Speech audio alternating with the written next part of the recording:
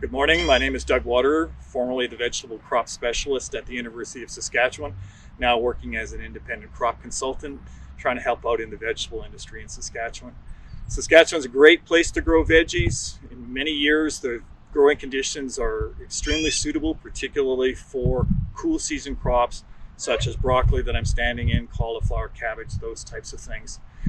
However, we're getting hints that the climate is changing. And one of the things that we've been told to anticipate as the climate changes, things are going to get a little bit hotter.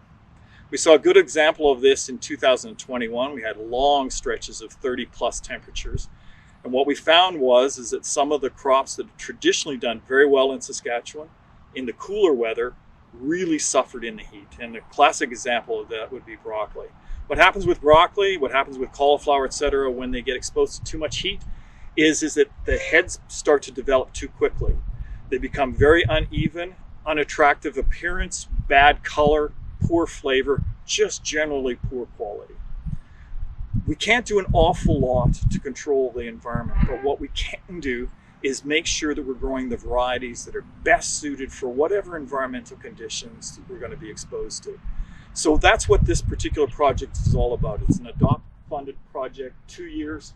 And what we're doing is we're looking at the available genetics of broccoli, cauliflower, and a couple other crops to determine whether there's anything out there that is not only going to do well in a regular Saskatchewan growing season, whatever regular means in Saskatchewan, and potentially in a warmer year. So what we've got is crops that are growing in 2 locations. This is the open field location, so this would be the control group.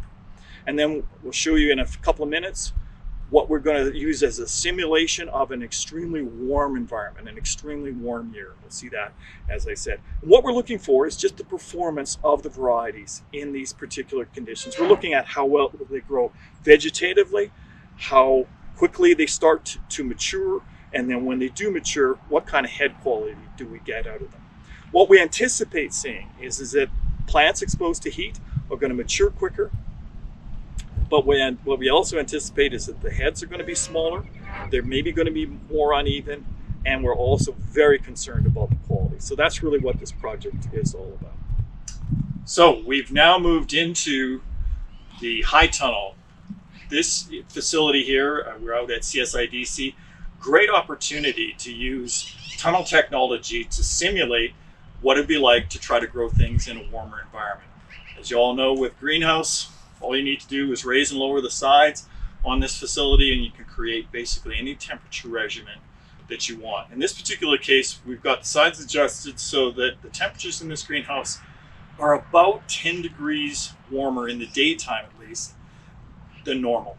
So a 10-degree increase, that's pretty aggressive. So we really are exposing these plants to some significant heat stress. You can appreciate 10 degrees additional temperature on a 30-degree day. I mean, it's going to be 40+ in here. That's pretty extreme. So far, at least this year, it's been quite cool, but we still had many days inside here when it's been well above 30 degrees. What you can see here, at least at the start of this particular trial, plants seem to be doing just fine in this 30-degree temperature. But if you come in and start to have a look at the plants, you can see very quickly some of the abnormalities that I was discussing earlier.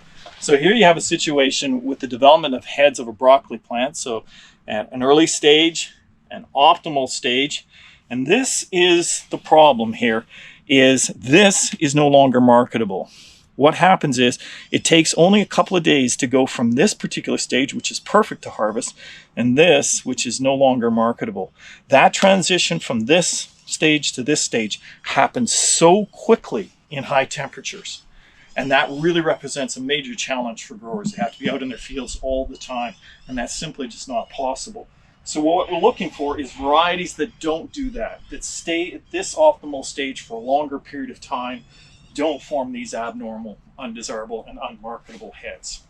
So if we're looking for quality, if we're looking for consistency, and we're also looking for something that performs not only under good standard field conditions, but in this particular trial, also looking for something that can perform in the heat.